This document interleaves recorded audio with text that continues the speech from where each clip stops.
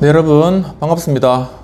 오늘도 개혁교회 예배와 예전 시간에 함께 공부에 참여해 주신 여러분 진심으로 환영합니다. 이 시간 주님 가르쳐 주신 기도로 함께 기도하시고 오늘 공부 시작하도록 하겠습니다. 하늘에 계신 우리 아버지여, 이름이 거룩히 여김을 받으시오며 나라의 마옵시며 뜻이 하늘에서 이룬 것 같이 땅에서도 이루어지이다. 오늘날 우리에게 일용할 양식을 주옵시고 우리가 우리에게 죄 지은 자를 사하여 준 것 같이 우리의 죄를 사하여 주옵시고 우리를 시험에 들지 말게 하옵시고 다만 에게서 구하옵소서. 대개 나라와 권세 영광이 아버지께 영원히 있사옵나이다. 아멘.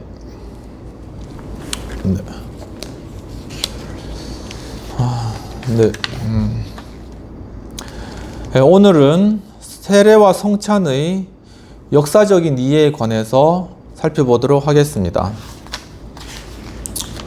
우리가 지난 시간에는 세례의 역사적 이해에 관하여서 공부를 하였습니다. 그 중에 세례 요한의 세례에 관하여서 살펴보았고, 오늘은 예수님의 세례 받으심과 또한 세례 줌에 대해서 살펴보는 시간 가지도록 하겠습니다. 예수께서는 세례 요한의 인격과 그의 미래의 관점을 수용하셨습니다. 그는 세례 요한이 한 선지자보다 더 나은 자라는 점을 강조하기도 하셨습니다. 그리고 예수께서는 명백하게 세례자의 사명의 핵심적인 부분들을 취하셨습니다.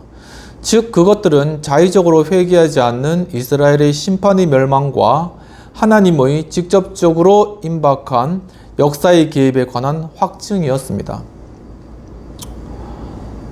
요한복음의 증거에는 예수께서 세례를 직접 베푼 일과 관련하여서 요한의 제자들이 질문을 하였는데, 세례 요한은 예수님의 세례에 대하여 자신이 주는 세례와 같지 않다는 입장을 분명하게 제시하였습니다.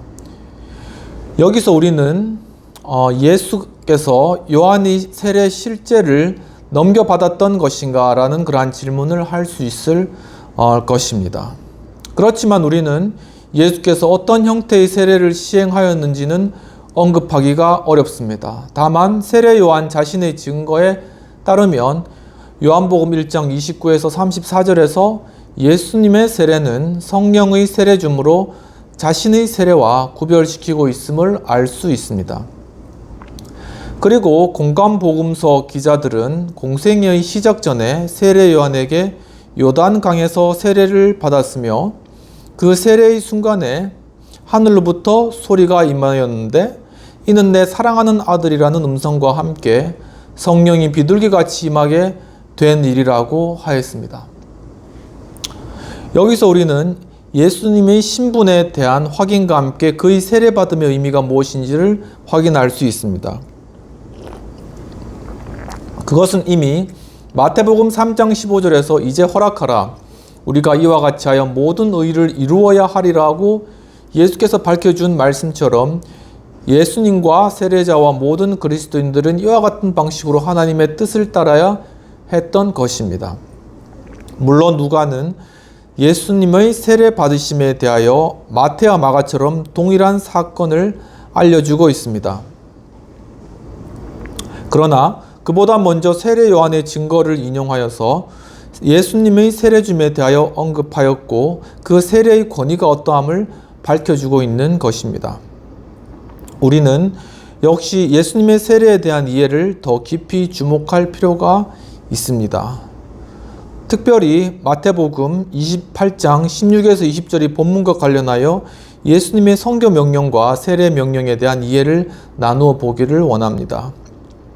마태복음 28장 16에서 20절에서 부활한 자의 나타남과 통치에 대한 즉위식과 선교 명령은 마태복음의 가장 끝부분에 기록되어 있는 말씀입니다.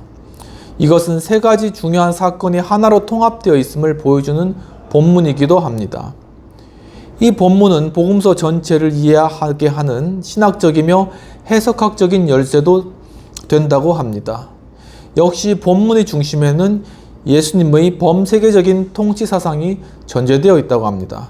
이러한 통치 사상은 18절 후반의 왕의 즉위식과 19에서 20절의 성교 명령과 함께 항상 함께하리라는 임재의 약속에서 나타나고 있다고 합니다.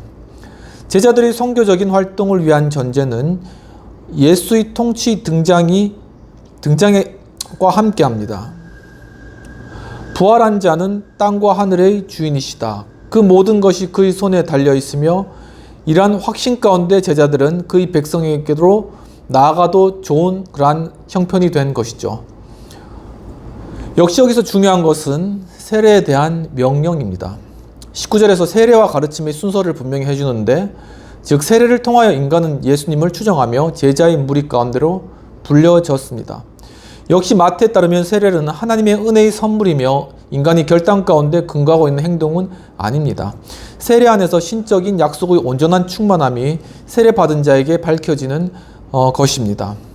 세례를 통하여 예수님이 제자가 되었다면 동시에 예수님께서 그의 제자들에게 분부한 모든 것을 다시 배워야 하는 교회의 가르침에 불려진 것입니다. 그것은 세례 가운데서 선물된 것들이 예수님의 가르침과 관련하여 지금 삶의 일상에서 순종으로 실현되게 하기 위한 것들입니다.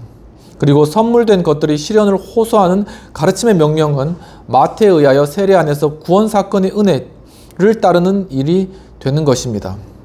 그러므로 세례는 마태복음 28장 19절 이하에 따르면 부활하신 예수 그리스도와 함께 삶의 공동체와 가르침의 공동체로 인도하는 일이라고 하겠습니다.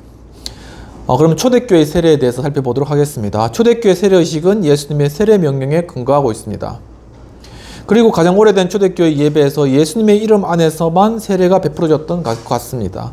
또한 세례의식의 실제가 어떻게 진행되었는지 신약 성경에서 직접 확인할 수는 없습니다. 그런데 이방인과 유대 종교는 벌써 청결이나 죽음과 새 생명으로의 부활을 상징적으로 모사한 형식으로 세례와 비슷한 것을 행한 의식을 알고 있었던 것으로 보여집니다. 이러한 역사적인 종교에서의 청결 예식과 기독교 세례는 삼위일 하나님의 부르심을 통하여서 특징 짓게 되는데, 세례의 의미는 죄 용서, 그리고 인을침, 성령의 부여, 그리고 예수님의 죽음과 부활에 참여, 그리고 그리스도의 몸의 연합 등 다양한 의미를 가진다고 하겠습니다. 그리고 기독교의 세례는 물로 씻는 의식이었습니다. 이것은 원래 세례란 헬라말 밥티제인에 근거한 것으로, 이 말은 의도적으로 반복되는 침수 행위와 씻는다는 뜻으로 사용된 말이었습니다. 그러나 침수가 불가능한 곳에서는 처음부터 세례가 물을 부어준 의식으로 진행되었다고 합니다. 역시 그러한 상황은 물이 없는 곳을 말할 수 있으나 실제로는 병자와 죽어가는 자들에게 침수 대신에 물을 머리에 부어줌으로 세례가 시행되었던 것입니다. 이에 따라 기독교의 세례는 오히려 침수 행위보다는 부어주는 약식 세례가 더 일반화된 것으로 판단합니다. 또한 우리는 신약 성경의 증거들에서 세례의 외형적인 형식이 있어 여러 가지가 이미 허용되고 있음을 볼 수 있습니다. 특히 사도시대 때에는 가장 간단한 형태로의 세례가 이루어진 것으로 짐작되고 있습니다. 그리고 초대교회 세례 실제는 세 가지 의미가 적용된 것으로 이해됩니다. 첫째는 세례가 예수 이름으로 시행된 것은 그의 현재적인 임재의 표시이며 동시에 종말론적인 구원의 사건으로서 그리스도의 사건으로 이해되었다는 것입니다. 둘째, 성령의 선물과 결부되었다는 점이고, 셋째는 세례는 종말론적인 구원의 공동체의 영접의 의미였다는 점입니다. 그래서 저도 이제 어렸을 적에 저도 유아 세례를 받았는데, 제가 감리교에서 받았는데, 이렇게 이제 사진도 있습니다. 사진에 보면은 커다란 대야에다가 이제 아기를 이렇게 아기를 거기에다 물을 받고 거기에다 아기를 넣고 그 다음에 아기에게 이렇게 부어주는 거죠. 이렇게 물을. 거의 침례, 아기에게서는 큰 바게스가 하나의 그 침례 탄 것 같지 않겠습니까? 그럼 거기에 푹 담겼다가 올라오는 거니까 침례를 받은 거라고 할 수 있겠네요. 그런데 이제 침례교가 아닌 다른 장로교나 이제 감리교에서는 보통 이 세례의식을 이렇게 교회에서 많이 행하기 때문에 이렇게 그릇에다가 이렇게 물을 담아서 이렇게 머리 이렇게 얹어주는 방식으로 이렇게 하는 것이죠. 그래서 다양한 방식으로 이루어졌다고 이렇게 책에도 나와 있는데, 이 정일원 교수님 책에도, 총장님 책에도 나와 있는데, 뭐 그러한 어떤 상징적인 의미가 있으니까는 그런 모든 형식이 다 나름대로 의미가 있다고 생각됩니다. 저는 이제 또 강에 가서도 이렇게 침례도 받아봤고 이렇게 다 받아봤는데, 좀 더 이렇게 신약 성경상에 예수 그리스도께서 받으신 그런 것과 비슷하게 이제 하려면은 가서 강에서 직접 받는 게 이제 필요하죠. 그래서 초대 이제 선교사님들도 뭐 마포 3렬이라든가 이런 분들, 언더우드 이런 분들이 이제 세례를 줄 때도 다양한 방식으로 줬겠지만 이제 영화에 보면은 이렇게 큰 강에서 이제 대동강인지 모르겠습니다. 거기서 이제 그 결신자들을 이제 초청해서 거기서 이제 눕히는 거죠. 물속으로 눕혔다가 다시 이렇게 일으키는 그런 식으로 침례를 주는 그런 영상도 많이 이제 보여진다고 많이 이제 영화에서 난감 영상들에서 많이 보여지고 있습니다. 그러면 네 번째 바울의 세례 이해로 들어가겠습니다. 바울 신학의 발생과 모습에 있어서 세례의 근본적인 의미는 세례 전통의 수용 가운데 잘 나타나 있다고 합니다. 먼저 고린도전서 1장 30절과 6장 11절에서 세례받은 자들의 새로운 상황이 구원된 존재, 거룩한 존재, 의롭게 된 존재로 묘사되었습니다. 세례는 실제적인 의미로 구원과 씻음과 거룩함과 의롭게 됨을 작용하는 그러한 일인 것입니다. 세례를 통하여 세례자가 죄에서 자유로워지며 그는 선택된 하나님의 공동체에 속하게 되며 또 의로운 자가 되는 것입니다. 거기서 고린도후서 5장 21절은 하나님의 의의 목표가 그리스도 안에서 믿는 자들과 세례 받은 자들의 실제적인 의롭게 된 가운데 놓여 있는 것입니다. 믿는 자들은 세례에서 예수 그리스도께서의 대리적인 죽음에 참여하며 의가 그 특징인 새로운 존재를 유지하게 되는 것입니다. 굉장히 죄 씻음과 거듭남의 그러한 중요한 의미를 가지고 있다는 것이죠. 바울 이전과 바울의 세례 신학의 계속적인 중심 사상은 고린도전서 12장 13절과 갈라디아서 3장 26절에서 28절 사이에 전개되고 있는데 세례는 그리스도의 몸의 지체됨이며 그리스도 안에서 있는 새 존재로의 나타남인 것입니다. 고린도전서 12장 13절에서 그리스도의 몸이 그의 지체와의 관계에서 이미 존재하고 있다는 것이 분명해집니다. 세례는 개체를 주어진 그리스도의 몸 안에서 통합하는 일이며 이러한 몸에 영접하는 역사적인 장이며 그리스도 안에서 근거한 교회의 통일의 실제적인 표현입니다. 영 안에서 그리고 영으로 현존하는 주님은 세례받은 자에게 영을 부여하실 뿐만 아니라 공동체의 새로운 모습에 작용하시는 것입니다. 즉 우리가 세례를 받게 되면 그리스도의 몸된 교회, 우리가 하나의 지체가 되는 것이고 또한 그 세례를 줄 때 주님께서 성령을 주겠다고 말씀하셨기 때문에 우리가 느낌적으로 오지 않더라도 세례를 받을 때 성령 하나님께서 함께 임하셨다 이렇게 선포할 수 있는 것이죠. 바울의 세례 이해의 공간적인 차원들은 갈라디아서 3장 26에서 28절 사이에 나타납니다. 세례를 통하여 그리고 세례 안에서 그리스도인은 영적인 그리스도의 공간에 이르게 되는 것입니다. 그는 그리스도에게 포위되었으며 그리스도로 옷을 입게 된 것입니다. 그러므로 남녀와 유대인과 이방인, 헬라인과 야만인의 구별이 의미를 잃어버리게 되는 것입니다. 바울은 갈라디아서 3장 26절에서 그리스도인의 새 존재를 믿음에 연결하며 표현적인 전시에서 벗어나 하나님의 실제성에 하나의 실제성에 연결해 준다고 이야기를 하고 있습니다. 세례는 하나의 양자됨을 중지하며 실제적인 새 창조를 이해하는 세례자와 그리스도와의 존재론적인 관계를 분명하게 해줍니다. 그리고 고린도후서 1장 21에서 22절은 세례가 성령과 관계된 일임을 밝히고 있습니다.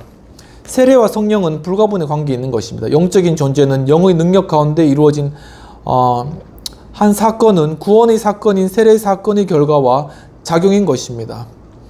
특별히 바울에게 세례 사건과 성령을 부여하는 일과의 상호 관련성은 갈라디아서 2장 19에서 20절과 갈라디아서 3장 2에서 5절, 갈라디아서 3장 26에서 28절과 갈라디아서 4장 6에서 7절 그리고 로마서 6장과 로마서 8장의 의식적인 배열들을 통해서 증명되고 있습니다. 즉 바로 이렇게 세례 사건, 세례를 받는 것은 그리스도의 몸과 함께 되는 것이고 그리스도와 함께 죽는 것이고 그리스도와 함께 부활에 참여하는 것이고 그리스도의 몸의 지체가 되는 것이고 또한 성령께서 세례를 줄 때 함께 임재하시기 때문에 이제는 그리스도에서 새로운 신분이 되었고 그렇기 때문에 이제는 세례를 받은 모든 사람들은 주님 안에서 평등하며 또한 새로운 관계로 평등하고 또한 하나의 지체로서 이제 그 신분 자체가 변화된다는 그런 의미가 있는 것이죠. 특히나 초대교회에서는 어떤 종과 주인 이런 여러 가지 복잡한 그런 신분 계층에 있는 그런 사회에서는 세례의 의미가 더욱더 크다고 할 수 있겠습니다.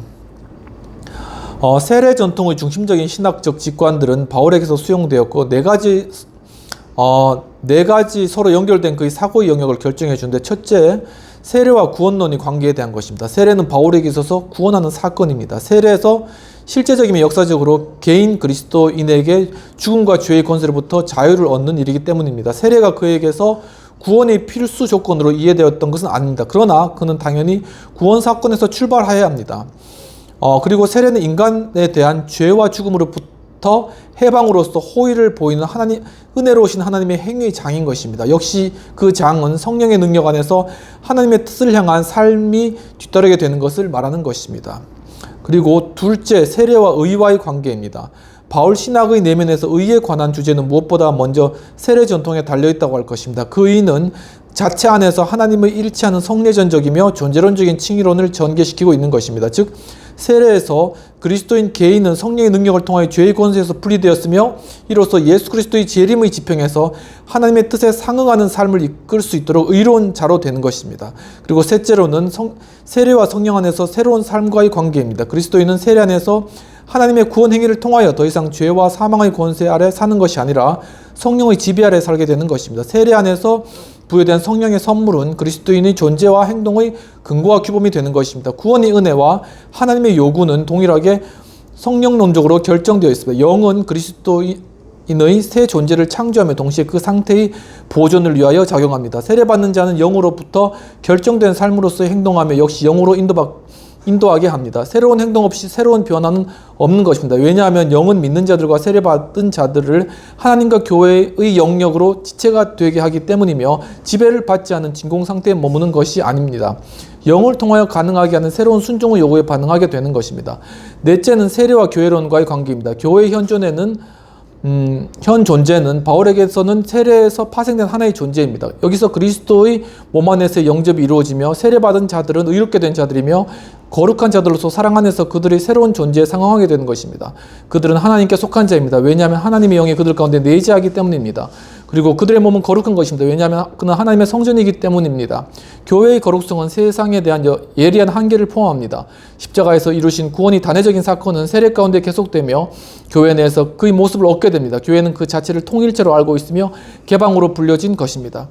즉 그것은 영과 믿음과 행동 안에서 통일을 뜻하며 복음을 필요로 하는 모든 자들에 대한 개방을 의미하는 것입니다. 다음 시간은 다섯 번째 로마 초기와 중세교회의 그러한 성례전에 관해서 공부하도록 하겠습니다. 기도 마치도록 하겠습니다. 하나님 아버지, 오늘 또한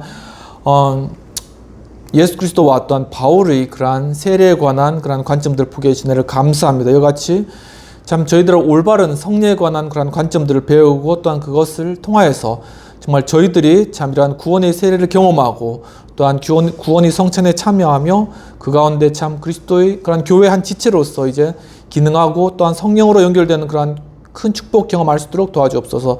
또한 이렇게 함께 예배하며 또한 함께 공부할 수 있는 하우스처치 또한 이 하우스 카페 공간을 좀 축복하여 주셔서 이 공간 가운데 많은 사람들이 함께 와서 함께 토론하며 또한 이 사회의 여러 문제와 여러 상황들에 관해서 서로 이야기하고 또 해결점을 찾아가는 귀한 공간되며 또한 여러 많은 사람이 찾아와서 서로 즐겁게 이야기하며 또 함께 다가가는 복된 공간 될 수 있도록 도와주옵소서. 감사하고 예수님 이름으로 기도합나이다. 아멘. 또 장시간 시켜주셔서 감사합니다. 한 주간 또 승리하시고 또한 주님 은혜 안에서 참 그 성례의 그러한 큰 축복을 또한 깊이 묵상하는 그리고 또한 이러한 성례들을 세례와 성찬을 사모한 그런 마음 가지게 묵상하며 사모한 그런 마음을 가지게 되는 그런 한 주 되시기를 주님으로 축원합니다. 감사합니다.